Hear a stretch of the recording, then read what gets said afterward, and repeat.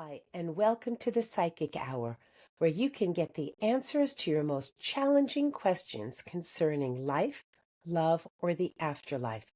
Starring Cindi Sansone-Braff, the Romance Whisperer, a relationship expert with a twist. She talks to the dead to teach you how to live well and love better. Named Best Psychic 6 times by the Long Island Press, she is the author of Grant Me a Higher Love, Why Good People Can't Leave Bad Relationships, and Confessions of a Reluctant Long Island Psychic. Joining her tonight and always is the show's producer and host, Nicole Semidei.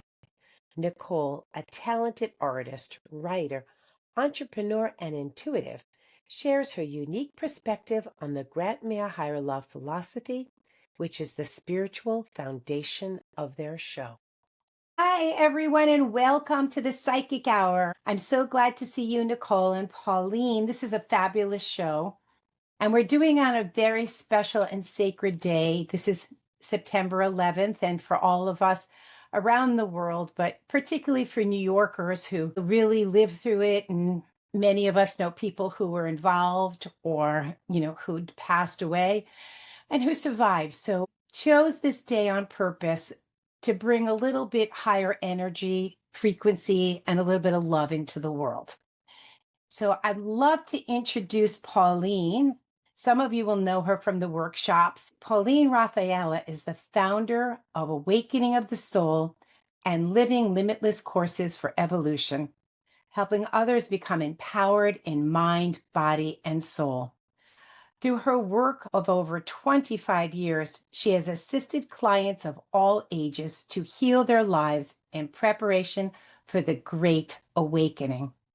Pauline is the author of the book, The Little Blue Room, Awakening the Soul, where she shares her journey of healing and awakening by outlining the steps needed for true understanding of life purpose and divine self. She is a master healer, ascension guide, clairaudient, and works with ascended masters and galactic races to raise human consciousness.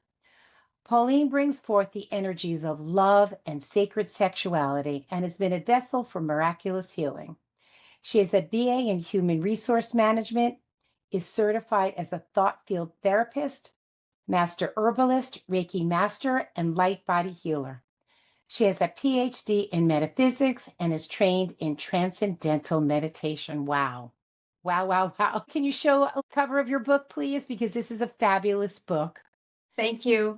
And this is really exciting because I'm not sure if a lot of people are even aware of what the Great Awakening is and Ascension. So maybe we could start right with that. What are those two things? Are they the same? Is the Great Awakening the same as Ascension? Is it different? So they're tied together. First, a person has to go through their Great Awakening, right? They go through the awakening of it's time to wake up, as we say. It's time to stop staying asleep, right? We have to wake up our consciousness, and that usually happens through a dark night of the soul, right, Cindi? Oh, yes. Yes, or some sort of crisis we go through, and we start asking the higher questions. Why did this happen to me?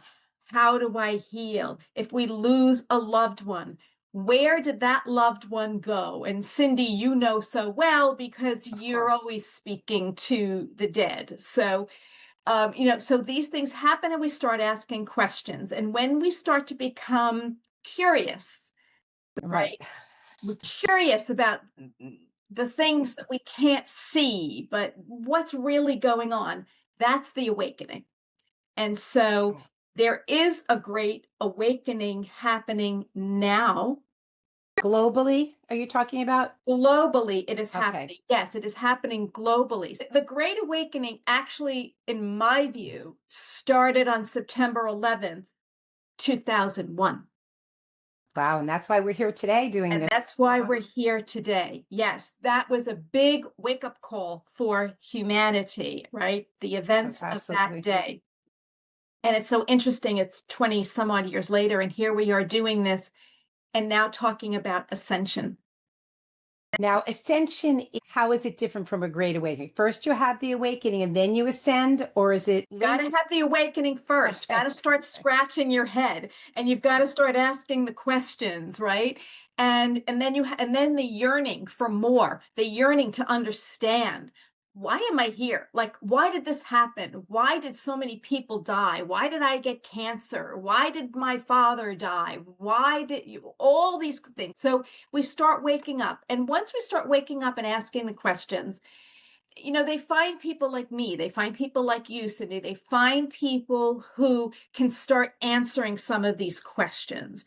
But the thirst for more, well, how do I help myself? How do Right. I become a better person?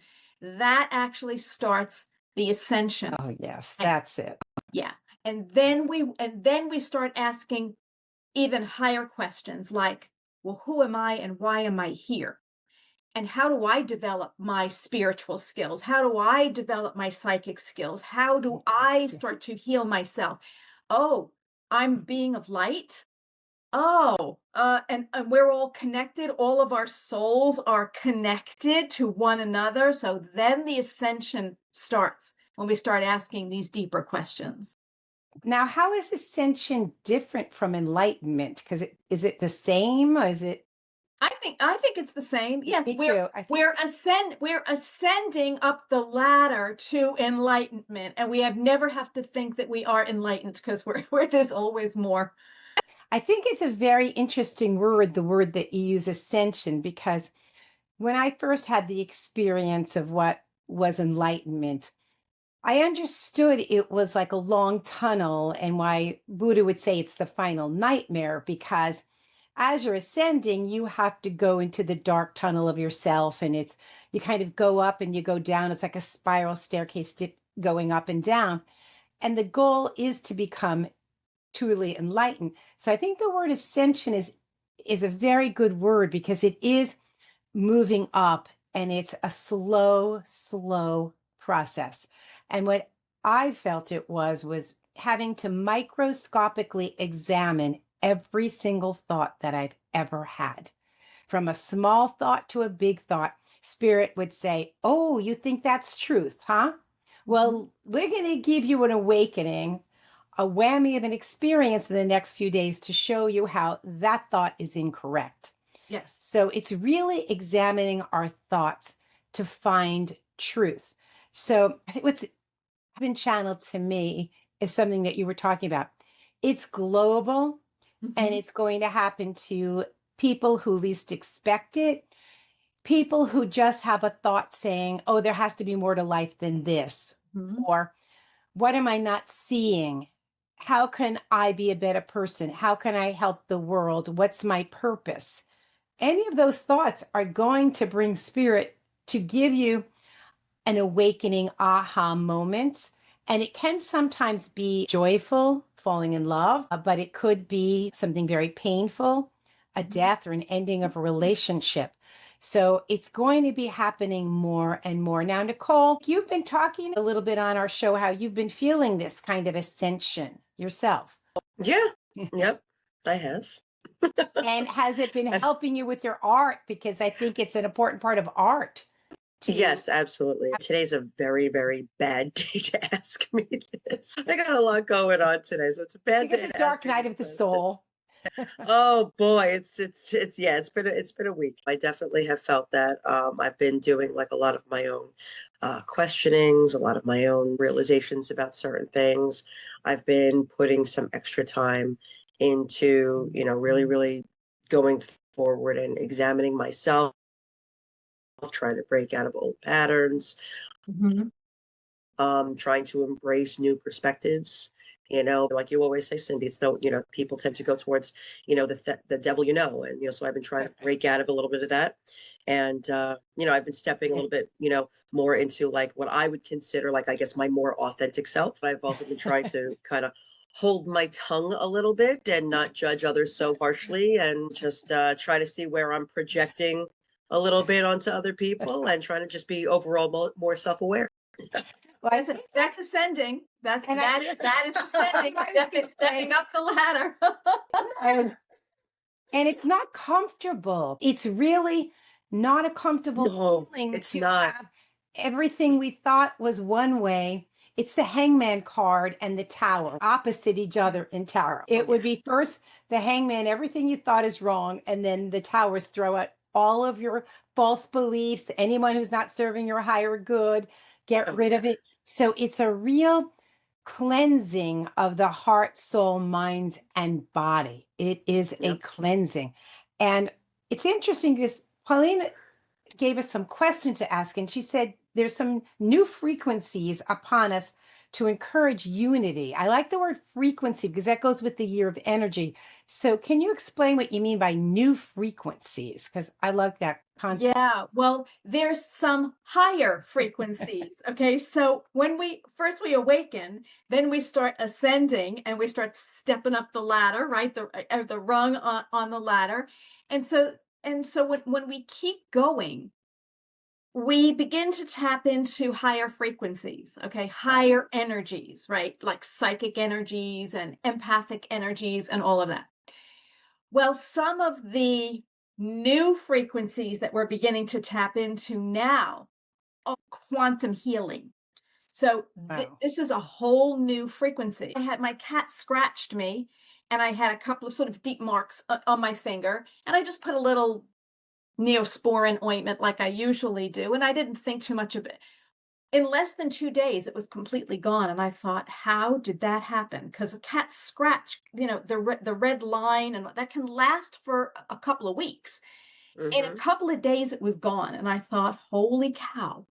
I don't Well, even know how I did that, but I'm that's the beginning to want." miraculous healing.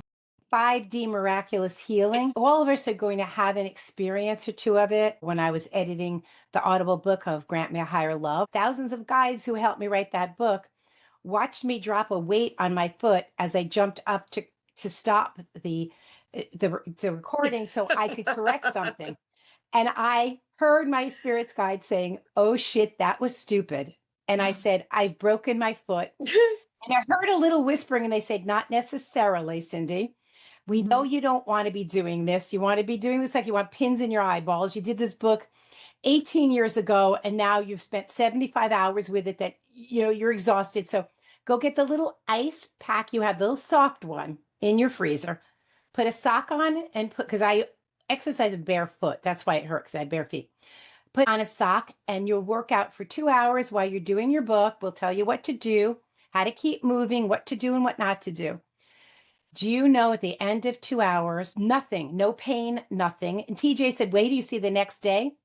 Nothing. The slightest discoloration, that was it. I Now love that's miraculous healing. That's impossible to drop a 3 pound weight from 2 feet up onto your foot barefoot. Pretty serious. Now, you had to have that experience, and I had to have it to talk about the spirit healing Yeah. that's instantaneous, that goes Yeah. out of the 3D world of Western medicine. Yep. And I think a lot of us will have that experience. Now, TJ kind of laughed at me a little bit about this, kind of like, "Yeah, okay, miraculous healing." Well, he broke his foot the next day and he didn't get miraculous healing. So I tell him, don't make fun of people who are telling you about miraculous healing because it will be demonstrated to all of us. That's coming in more and more. We're moving into this quantum energy. And I think it's a remembrance that we had as children that our bodies are miraculous healing machines. We knew that at 2 years old when we cut our knee and everyone would say, "Stop picking at it, it'll go away." We had no doubt Mhm. that when we fell and got hurt, it would get better. We're supposed to really move at the speed of light, whether it's healing, whether it's creating, whether it's relationships, just moving faster in this. Yeah. And it's amazing. And that's it. That's the ascension speeding up. Oh, yeah. Yeah. Okay. Because we are, even though what we are experiencing now on the planet with everything that's going on is very dark. Okay, and it can be very disturbing. The age of light is coming quickly. I don't know. It's hard to say when, but Right. the age of light is coming. As we awaken and then ascend up the ladder, we start tuning in to light frequency, Christ frequency, God frequency, universal frequency of all frequencies to heal ourselves in mind, body, and spirit. And that is coming more rapidly. And we're going to see that. And it's also cosmic consciousness, which Mhm. is the awareness that we're all connected and all God's Yes. creatures. And it's having a unity instead of feeling like we're separate beings divided. Mhm. God wants us to live that consciousness. And it's really very love based as opposed to fear based. So ascension really Yeah. means examining all your fears. Are you staying stuck because of fears? Why? What fear is this?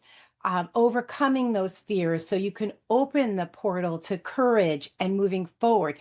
Yes. It's a really hard road. It's kind of walking through the bloody alleyways of your heart and soul. It's really getting rid of prejudice that were hammered into us as children, things that we thought were true. It's not an easy path, but once you're awakened and once you see it, it just becomes a little bit easier. But there's symptoms of ascension, like fatigue and heart palpitations, maybe anxiety. And I think Nicole would probably like to hear some of this because I think that's what she's experiencing. Yes, yes, yes. We the symptoms of ascension are many. Oh my God. Where do I start? So yes, you can feel anxious, you can feel restless, your heart can go through periods of racing. You can have bad headaches. Some people call them migraines. I said that it's not a migraine. You're just experiencing a lot of stuck energy, which is up here, and it needs to go move down and get down into the root energy center. Headaches. You can have blurry vision temporarily. You can have insomnia. You can be angry. You can be completely intolerant. You can have weird pains in your body for no reason whatsoever. Severe fatigue, or you're hyper. You're running around. You can't slow down. So there's lots and lots of symptoms of ascension. The amazing part about once you really begin to ascend and go into cosmic consciousness and higher consciousness, more peaceful thoughts, more love based and less fear based, the body actually doesn't get sick. It's an amazing thing how you handle stress differently. And I remember being in my 30s and having migraines and never having them again when I healed certain things that needed healing. I don't think I've had a headache since, probably 30 years now. So, but I remember going through a period of migraines and stomach issues and things like that because humans would rather feel physical pain than deal with psychological pain or spiritual pain. Yeah. When you start getting weird symptoms, if you're getting sick all the time for no real reason, maybe it's the way of your body telling you you've got things you need to heal, issues you need to go toward healing so that your body can be that amazing healing machine instead of a torture chamber, because it can be a torture chamber if you don't heal your issues. It can. For sure. And when people have physical issues, physical pain, they want a pill to take so that the pain goes away. And sometimes that works and sometimes it doesn't. And the pain can go away, but that doesn't mean that the energetic cause of that pain or why you are experiencing whatever physical condition you're experiencing is gone. And so oftentimes pills and medicine just masks the symptom. You're right, Cindi, until you get to the root of it and you have the courage to look at, I call it shadow, right? You gotta get into, I'm the shadow queen. So you gotta get into the shadow, the part of you that you don't want to recognize. You just don't want to look at that. You hate that shadow, but you know what? You've got to love that shadow. Boy. Yeah, because on the other side of Your that Jung is showing. yes. But on the other side of Your Jung is showing. is your light. Yeah. Yeah, and of course, the shadow is not all bad. We talk about that too. A lot of our good stuff is hidden in the shadow bag. If we were born to a family of artists and we're artists, then they would nurture that. But if we were born to a family that thinks art's a waste of time, then we would put that in our shadow bag and hide it as if it's something bad. So sometimes revealing the shadow is unearthing our treasures that we've kept so deeply hidden. I grew up in a family where like really nobody talked to me, nobody listened to a word I said, whatever. It wasn't that kind of relationship. And to have come into a lifetime of being a grown up where my job is to talk to people and guide people. I had to bring that part of me out of a shadow bag because it was not something that was nurtured growing up in my family. So a lot of times the struggle is how are we going to stay in a tribe if we rise above them or do what the tribe says isn't acceptable? So the shadow work is really deep and complex. Do you recommend certain things for your clients when they're going through this ascension? What can they do to ease some of the physical symptoms or psychological symptoms? Do you have a little pattern of things that you do or? Well, some of the basic things I think that people get some relief from is obviously journaling, Oh yeah. yoga, prayer, meditation, walks in nature, go someplace where there's a high vibration. Maybe it's by the water, maybe it's into the mountains. You get to a Right. location where the vibration is high and let yourself sit there and absorb it, and be in it. And those are just some of the simple things to do. Obviously, the best thing to do is to either learn yourself to do some energy medicine on yourself, and if or work with someone who can teach you or work with someone who can help you, because that is extremely powerful, because the energy medicine really helps to extract that shadow aspect out of you, and oftentimes there's tears that will come with that. Energy healing is finally coming into its own. Being a Reiki master or things like that, we're not really well known, but now it's in hospitals, in Western medicine, they're starting to Yes. acknowledge this, which is amazing Yes. that it's starting to be something that's more acceptable. And I think as people begin to feel, once they've had someone do some Reiki on them, energy healing, it's really going to become very mainstream, not woo woo out there the way it's, a lot of the things that we do, people think are woo woo out there. Right. And, and, you know, they're really not at all. Well, they're woo-woo out there here, but, if you go to the East, okay, certain parts of the Far East, it's this, Exactly.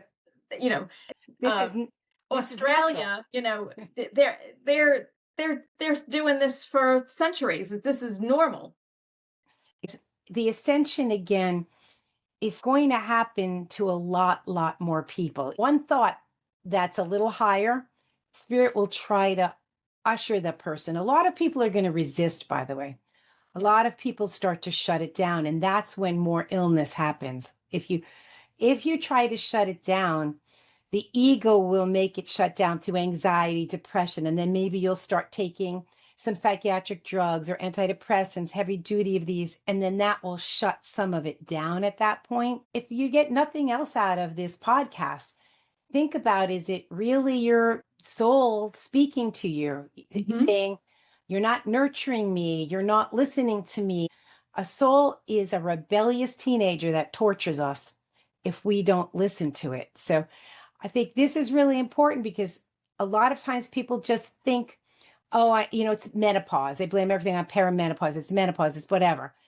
And yes, maybe that's exasperating, but or is your menopause being bad because you're not acknowledging the other things that are going on? We tend to give a label. Well, it's this, that's why. Do you know what I mean?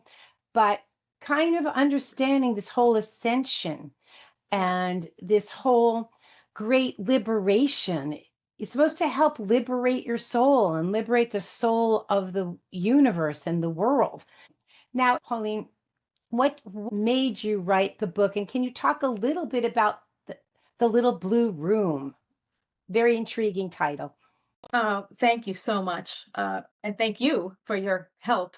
The Little Blue Room is a real room. It is a room where I do my healing work. It is a room where I went through tremendous Wow. transformation from awakening into ascension into real evolution. And so that room truly exists. It's where miraculous healings have occurred. When people walk into that room, it's where I work. People are like, the energy is different in here. And I'm like, yes, it really is. Like you can feel the shift, like you walk into, they feel peace, they feel love.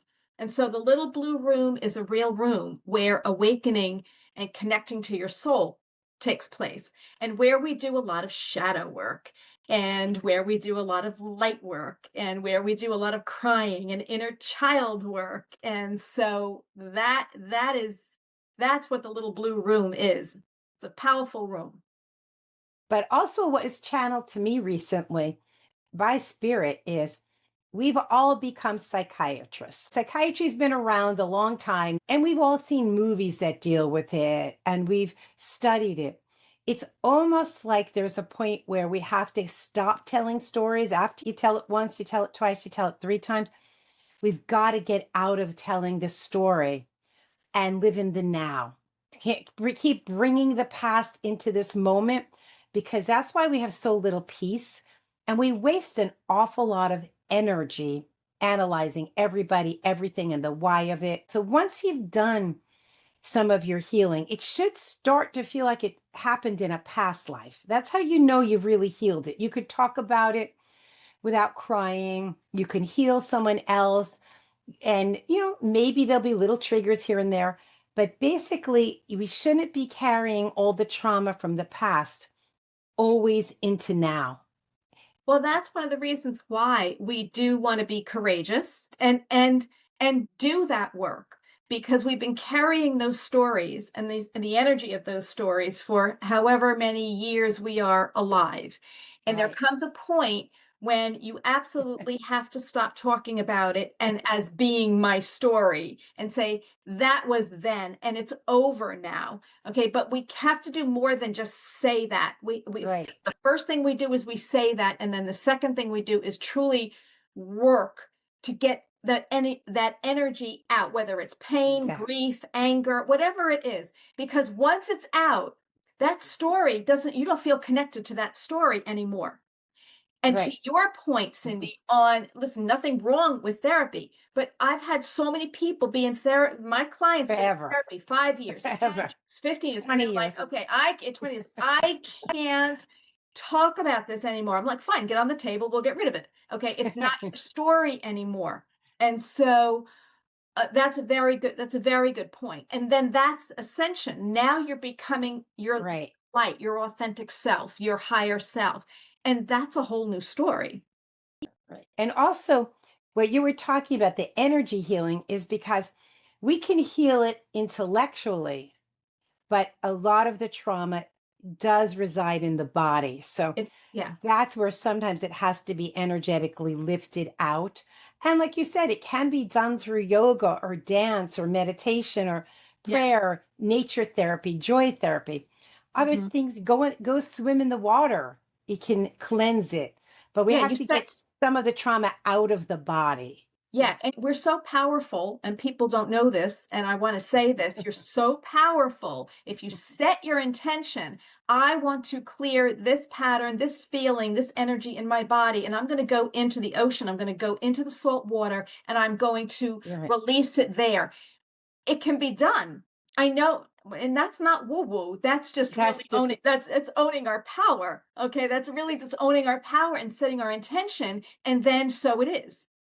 And also, nature was created by our great creator to have negative ions in the water, the Yes. serotonin lifted by the sunshine, the sound of the birds, the wind, the beauty. This is nature therapy and Yes. joy therapy. So there is a point where we have to do more of those therapies as well. Find the joy, find the Absolutely. happiness. And what when I was healing a lot of my big issues, Spirit told me when you were a child, you went through whatever was occurring that was traumatic, but you would go to school, look normal. You would sort of put it on a shelf and go, but they would say, you're going to do 15 or 20 minutes of doing the healing about certain issues. And then you're going to put it on the shelf for the rest of the day and go about your day and live in the now. And you will pick it up from the shelf tomorrow and do a little more. But you don't have to do it every minute of every day. You just have to do a little bit at a time, but also live in the now, because now is peaceful, now is joyful, Right. and to not bring so much trauma into the every moment.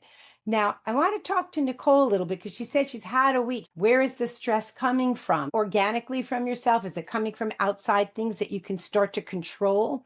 Or accepting the fact there's a lot we can't control. It's above our pay grade, and it is what it is, and we're okay despite it.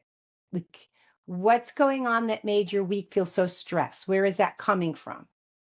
Well, I think it's been a progression. Um, because I have like a lot of balls in the air right now. I seem to be continuing to make the same mistake that I've made in the past, where I keep putting myself on hold in order to do for others. So I got to stop doing that. I got to figure out how to get myself out from underneath that. It's today, it beat down on me today. So And again, that's part of us knowing when certain things are above our pay grade. Like, all we can do is be 4D love-based energy where we go, and 5D of soul. Be laughter, be joy.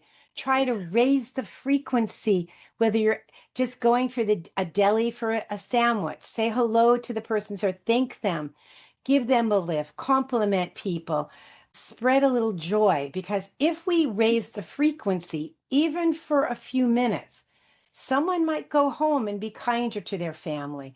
Someone may watch the news with a different eye and a little bit more awareness. So we can do something. We can make our street cleaner and where we live better. It's fixing the whole world is too big. Yeah. When we're young, I used to think we're really going to change the world. I've come to realize the world sucked before I walked on. It's going to suck after I leave. I'm doing the best to make my street clean. That's about all I'm going to do. But if everyone cleaned their street, it would be a beautiful, clean world. Yeah. So again, don't minimize what you as one person can do. If you come into contact with 15 people in a day, if you've raised that vibration 15 times and they raise it another 15 times each, that's a ripple effect that goes on. You don't want to be one of these people who gets up in the mornings and think, whose balls can I bust? And boy, do they start with the bagel boy at 6 o'clock in the morning and work their way right up to midnight. There are people like that. And those are the people that we have to choose to look at what they're trying to do. 5 minutes of soul searching. Did I do anything to deserve that? No. And push them right out of your head, because too much of the world energy will crush us down. I think when we're teenagers, we think it was cool to be dark. I'm so dark. I have these dark thoughts. I'm this dark person. I have these deep, dark thoughts. Okay. After a while, how about having some deep, light thoughts, some higher thoughts, not dwell in the thinking because you're dark, that makes you deep. Okay. Like Paulina keeps saying, the frequencies. We instinctively know when we're near a high energy frequency person. We just feel alive and joyful and happy and peaceful. We know when we're near a low frequency person, because I want to blow my brains out personally. I want to leave the earth. I'm like, oh, this is not good. Going a higher frequency so that we can reinvent ourselves and ascend to be the best human being that we could possibly be while we're walking this earth. The best being. So I think that's amazing. And on this very sacred 9/11, prayers for those we lost, and for people who are still struggling with what happened and still having a very hard time about it. We're sending you light and love, today. Yes. And it's just amazing that we all joined this. I felt like today I needed to do something special. Like when 9/11 actually happened in, 24 years ago, what I did was go to Home Depot and buy daffodils and plant daffodils. I didn't know what else to do. I had to believe that something that would be perennial, coming up, beautiful nature. I had to ground myself to the earth plane. As we heard, no planes above us. The eerie thing living on Long Island and not hearing planes coming overhead. It Yeah. was such a silence and a quiet, and there were no cars on the road. People just went That was the home. most unsettling quiet I think I've ever Me too. experienced in my entire life. I grew up near LaGuardia Airport. We used to lay in the field and watch the landing gear coming down on the planes. So, like when I hear planes, and now I live close to MacArthur Airport, so I'm used to hearing planes, and even back then I was fairly close to MacArthur, and I was close to the other one out east or whatever. I was like in the middle. I was always hearing planes, and when we heard nothing in the sky, that was just the most eerie calm I've Yeah. ever heard in my life. Exactly. So we want peace and quiet, but not that kind of peace and quiet. Thank No, you. not that kind of peace and quiet. Well, as we end our show, thank you so much, Pauline, for joining us. And thank you, Nicole. Thank you so much for Bye, having me. Thank Bye, you. everybody. Thank you guys. Bye-bye. Bye. Bye.